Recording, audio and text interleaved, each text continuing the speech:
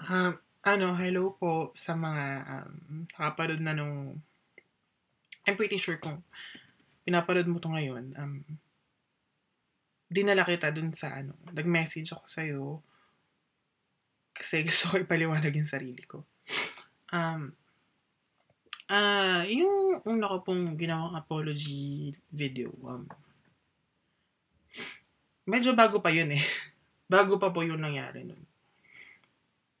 Kaya hindi ko po, nakontrol ko lang yung sabihin ko. Parang gusto ko lang mag-sorry dun sa mga taong natawagan ko.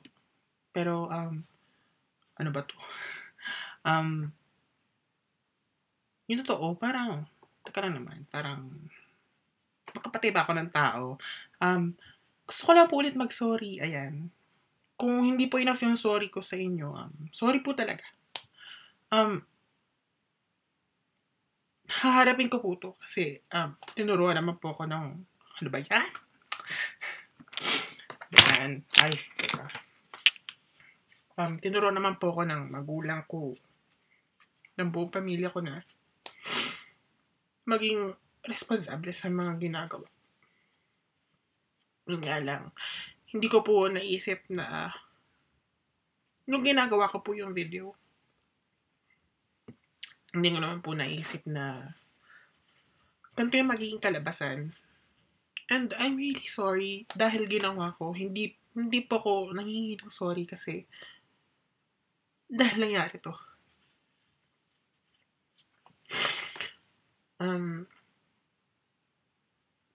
Sana po mas marami pa pong mga taong makaintindi sa akin kasi sorry po talaga. Inamin ko po sa sarili ko na mali po ako and wala akong pakialam. Kahit na sabihan niyo ako ng bakala or bumalik sa akin yung ginawa ko. Gusto ko lang sabihin na harapin ko po ito na parang lalaki. Dahil obvious naman lalaki ako, di ba? Gusto ko lang pong mag-sorry dun sa school na pinanggalingan ko kasi parang nadungisan ko yung pangalan nyo. I'm really sorry. Sana po matapos na to kasi ano po bang gusto nyo gawin ko? Lumuhod ako sa harap nyo. Yun po ang dapat kong gawin. Fine. Pero sana po maintindihan nyo na inaamin ko po na mali po ako, nagkamali po ako, and I'm really sorry. Hindi ko inisip kung ano yung ginagawa ko at that moment. Ang iniisip ko lang nun,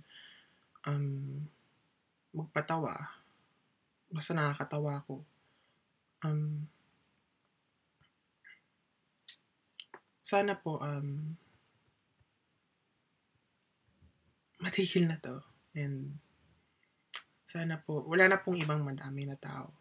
Yun. Thank you po, dahil pinanood nyo to. And, yun. Bye-bye.